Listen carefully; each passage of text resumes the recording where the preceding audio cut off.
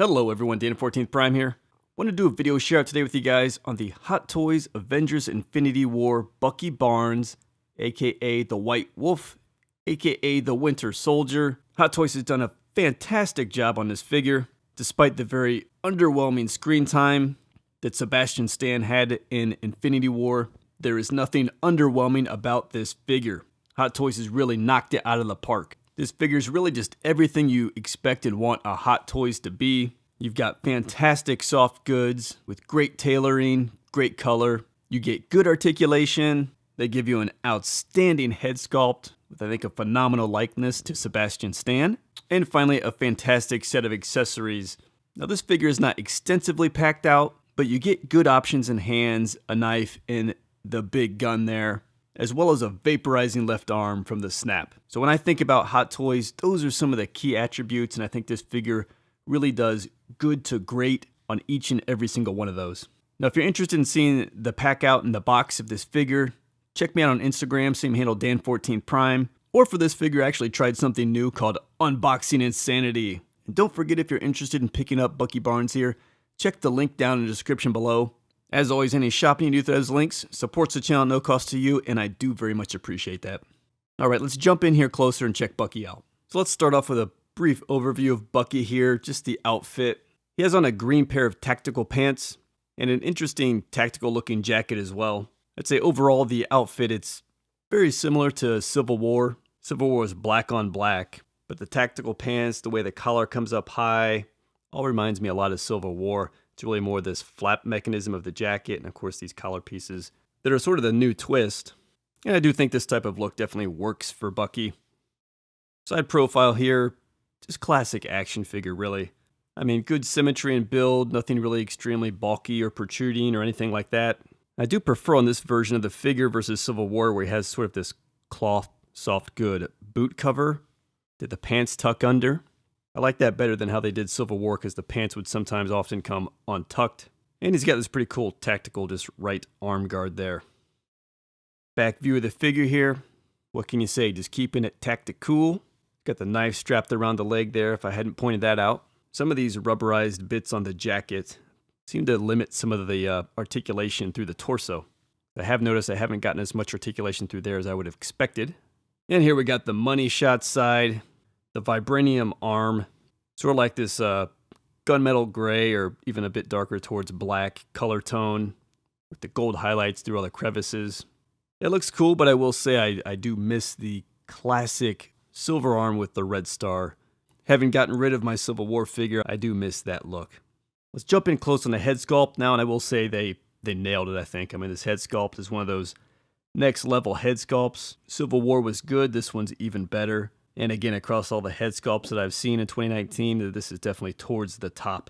Great skin tone, wrinkles through the skin, wrinkles in the forehead, nail in the eyes, as Hot Toys often does. The 5 o'clock shadow looks so realistic. Sebastian Stan always keeps a bit of a longer sort of 5 o'clock shadow, more of almost like a small beard, short beard. And then he's got the longer, greasy-esque molded hair.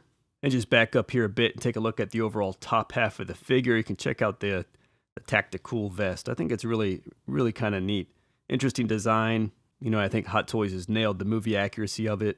At least best I can remember for the, 30 seconds the guy was in the movie. But he's got these like black shoulder pad effects. There's some straps going over it.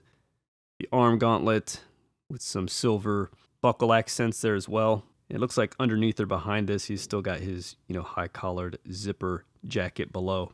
And then here on the profile, I mean, just check out the molded hair. I think it's great. The color through there is great as well. It's a black and brown accenting, makes it look really good. You can see how that shoulder pad comes around and around back. And then if you have, the big vibranium arm there looking very cool. And close up here on the back of the jacket, very cool, just sort of panel stitching. Diagonal there coming across the top. Lots of great just stitch works and panels in this jacket. And then here, the right side of the arm again, just mainly the gauntlet coming off there, which is interesting. Lower half of the figure here, again, just the green tactical pants. The knife here comes out, and in there, I'll show it to you a bit closer, the tactical knife. And again, down here, these, I think they're called spats, though they're a bit higher, but coming up from sort of the shin down and covering the front of the boot. Side profile here, one thing cool to point out is he does have black wrist peg there, and it's even got the molding of the lines in the wrist peg, though they did not give them the gold accent paint inside. And I'll just pull that arm up out of the way so you can check out the stitching and the panel work through the pants around the side of the thigh is pretty cool as well. Back of the pants here. Again, you can just see how it comes together. Nice stitched panels. Some accents there on the back of the spats, I'll call them again. And then here, right side of the leg.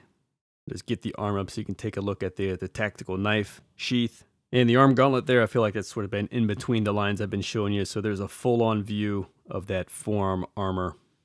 I'll just show you here the bottom of the feet. He's got some nice soles molded in the bottom of the feet. And I will say, it's just the main thing I want to point out here is the shape of the feet. I believe it was the same issue with Civil War. They sort of have like this rounding up effect towards the front and point of the toe, so you don't get as much surface area to have him stand. You can only get like that much. So sometimes balancing the guy isn't quite perfect.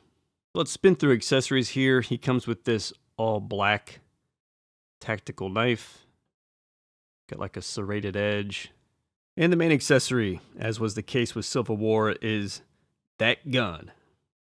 That gun that Rocket wants. And I've got the trigger finger just on there because it's kind of a pain in the butt sometimes to get the trigger finger nice over the front of the trigger. So I've just left it on. You get the big, banana clip type thing, which has got a round in it. And you get this door opens and closes. Gun does quite a bit for whatever reason.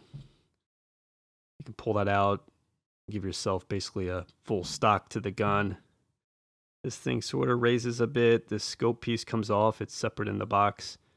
The stand will come out here. Can split it as well. That's super tight. But if you want to kind of have it on the ground, you have a stand for it that way. And there's some other odd things. There's actually sort of a spring-loaded like rechamber thing here. So they put some moving gimmicks on it, but mainly it just looks awesome, which is the main thing you want it to do. One interesting accessory they threw in is the left arm just sort of turning into dust. Bucky was basically the first one to go, so he gets memorialized by Hot Toys with this effect, and it's just okay. I don't know how you would sort of make something turn into dust better, but they took a shot at least. It's sort of pliable there, so you don't need to worry too much about it breaking, but really just sort of like a melted plastic mess seemingly coming off the arm, and so it's okay. And if you want to put that on the figure, of course, we just come to this arm. And there's some interesting articulation in there, which I'll show you in a moment, but just pull straight out. See the socket in there. Line it up, push it in. There's that look on Bucky, just fading into oblivion.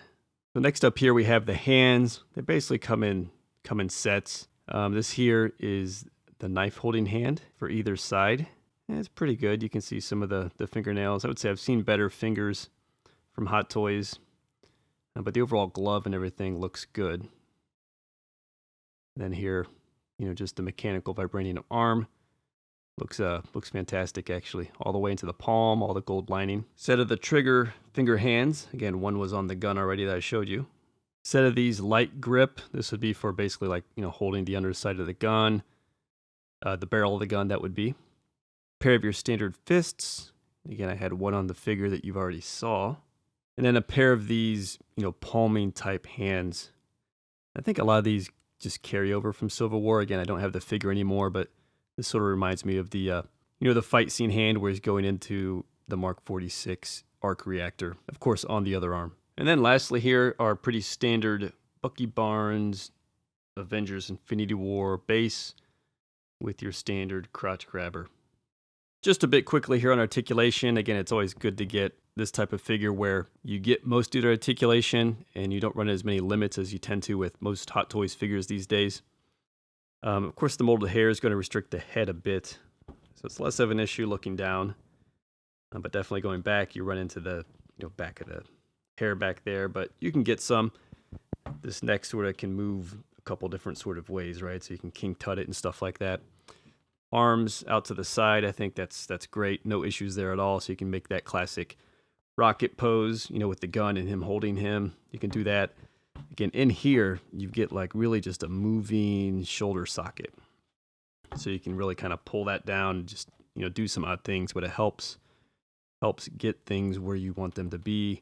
Same as Civil War, this arm a bit more limited, you know, no bicep swivel or anything up there, and you just have the elbow here. And mine is like super tight, but you're basically just getting like the 90-degree elbow like that.